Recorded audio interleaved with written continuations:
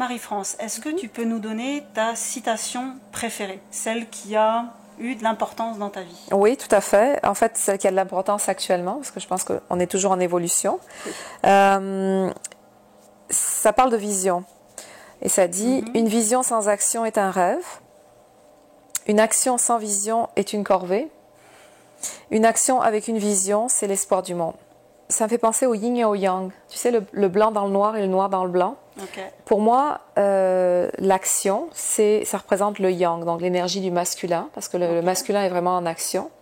Et la vision, ça représente un peu la vision du féminin. Une vision, c'est pas nécessairement, on n'est pas nécessairement dans l'action, on est dans une réflexion, on est dans une intention. Alors c'est l'intentionnalité qui est donc le féminin, le côté féminin, le yin en fait, qui est mélangé avec le yang, le masculin, l'action, qui fait en sorte que la magie peut s'opérer.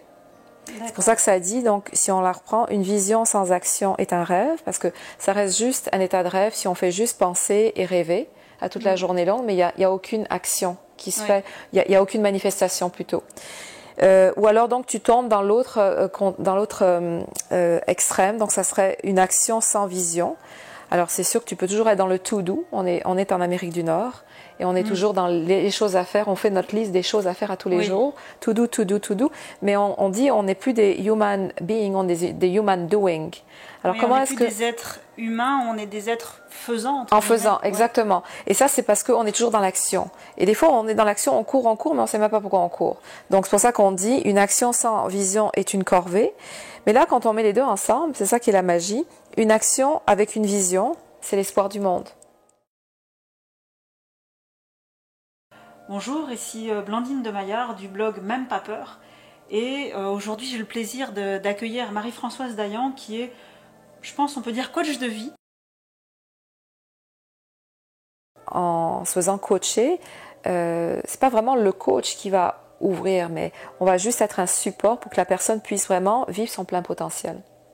Et c'est ça qui est magnifique, qui est magique, c'est de pouvoir accompagner la personne pour qu'elle soit capable vraiment d'aller chercher son pouvoir de création. Parce que souvent on a tendance à nous faire croire, tu sais, quand on regarde à la télé ou des choses comme ça, qu'on est des petites choses dans notre coin, puis qu'on est capable de pas faire grand chose, pas faire beaucoup de changements, alors qu'en fait on a juste énormément de pouvoir.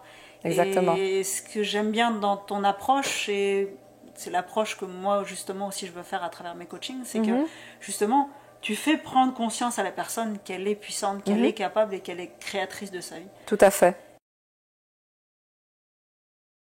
Je t'ai proposé des citations, donc vas-y, dis-nous celle que tu as choisie et pourquoi. Pourquoi? D'accord. Alors la première, Blandine, que j'aime beaucoup, c'est la suivante. Ça dit « Échange tes attentes par de la reconnaissance et ton monde changera instantanément. » Tony Robbins. Souvent, qu'est-ce qu'il faut, c'est les relations humaines, c'est les attentes, que ce soit des relations professionnelles ou amicales ou même intimes. Et souvent, si on fait juste shifter notre attention vers de la reconnaissance, qui est en fait de la gratitude, ça enlève la pression qu'est-ce qui est de l'attente de la dynamique relationnelle, et ça nous permet vraiment d'être dans une énergie de gratitude qui se rapproche de vraiment l'énergie d'amour. Et là tout est possible. C'est pour ça que Tony Robbins il dit que ton monde changera instantanément, mais c'est certain, parce que ça va vraiment te propulser dans une autre voie, vraiment. Oui, et puis si justement je peux rebondir sur ce que tu disais, quand on change ses attentes pour de la reconnaissance, tout ce qui vient ensuite, c'est du bonus. Exactement. Donc on peut que être content parce que forcément c'est juste waouh, merci, je n'avais pas d'attente et il y a ça qui est arrivé. Tout à fait. C'est juste génial. Et effectivement, puis on vit ça nous permet de vivre dans cet état d'esprit de prospérité et d'abondance. Parce que souvent les gens disent, c'est quoi tes secrets pour être abondant ou d'avoir atteint la prospérité? En fait, l'abondance, c'est la même énergie que la gratitude. Les personnes qui sont abondantes et qui sont prospères sont beaucoup en gratitude.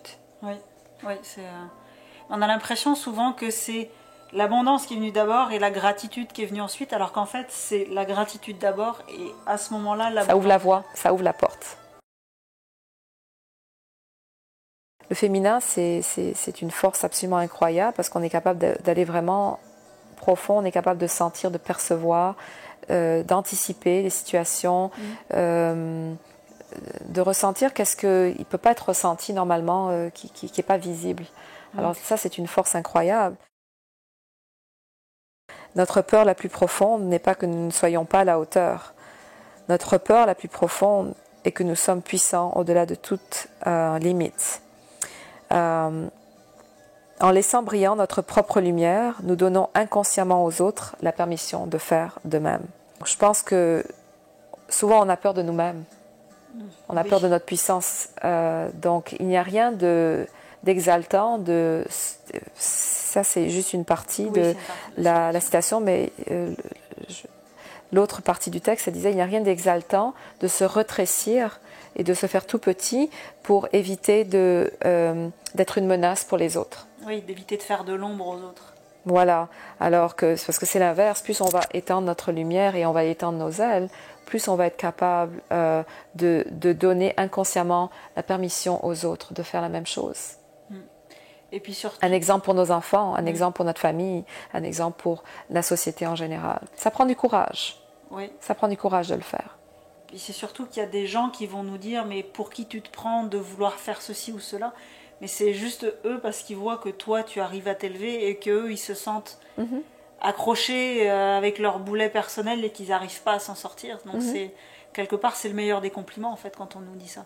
Absolument, parce que bon c'est encore revenir au jugement. C'est les personnes qui nous jugent ou qui souvent le jugement que les autres peuvent avoir par rapport à nos actions n'est rien d'autre que le reflet de leur propre vision d'eux-mêmes qui vont projeter sur nous.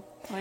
Et quand on réalise que le jugement n'existe pas, il n'existe que dans les yeux et la bouche et la parole de la personne qui l'a émise, il n'y a rien qui est personnel. Ça me fait penser à Don Miguel Ruiz dans les 4 accords Toltec. Oui.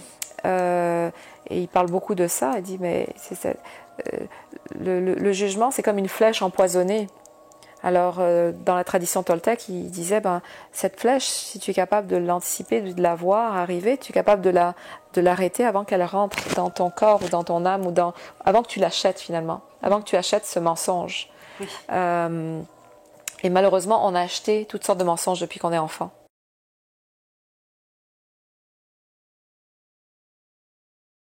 Dans mon parcours professionnel, je te dirais qu'il y a eu 2 points culminants que j'ai travaillé dans ma personne, qui ont fait que ça m'a permis de passer à un autre niveau dans ma vie.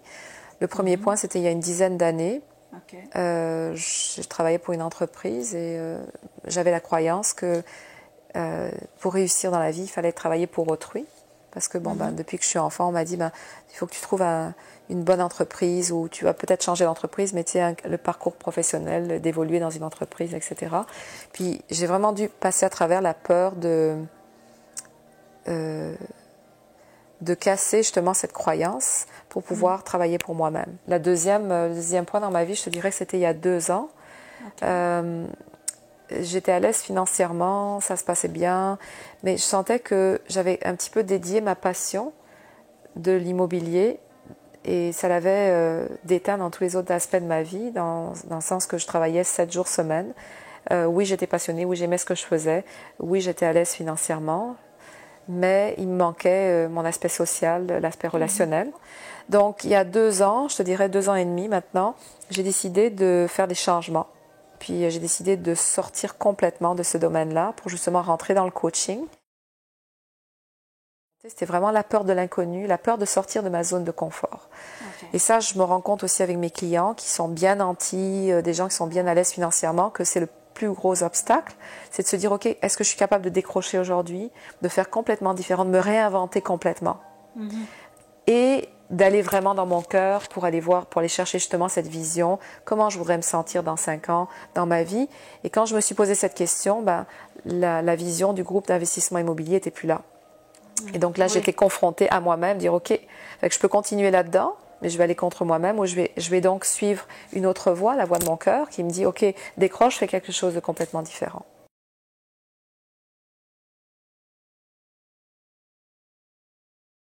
Focus sur qu'est-ce que tu veux créer. Pense-y, pense à ton rêve, comment tu veux te sentir. Au lieu de penser qu'est-ce qui va pas, au lieu de se sentir comme une petite victime ou dire ah ben ça c'est croche, ça j'y arrive pas, c'est focus sur qu'est-ce que je veux créer, qu'est-ce que tu veux créer. Et juste pense à ça malgré tous les obstacles et les intempéries que tu peux vivre dans ta vie. C'est de croire en nous-mêmes, de croire suffisamment en nous-mêmes, puis de nous aimer suffisamment pour avoir le courage de lâcher prise sur qu'est-ce qui ne nous sert plus dans notre vie. Que ce soit une relation toxique, des relations toxiques dans notre vie professionnelle, dans notre vie personnelle, que ce soit une situation de vie tout simplement qui ne nous convient pas, de croire en notre rêve, de croire à ce que notre âme nous communique, parce qu'on le sait à l'intérieur de soi. C'est juste qu'on se donne des excuses à tous les jours. Ah ben j'ai pas assez d'argent, ah ben là je suis pas capable, ah oui mais je vais attendre un peu plus. Pourquoi attendre, pourquoi retarder si on est capable de le faire aujourd'hui? On a toute la capacité d'aller chercher tout ce potentiel en nous, absolument. Il n'y a personne qui est moins que d'autres. On vous souhaite une très belle journée et une très belle semaine. Au revoir tout le monde. Au revoir. J'ai envie de te prendre. Oui. Ça fait plaisir.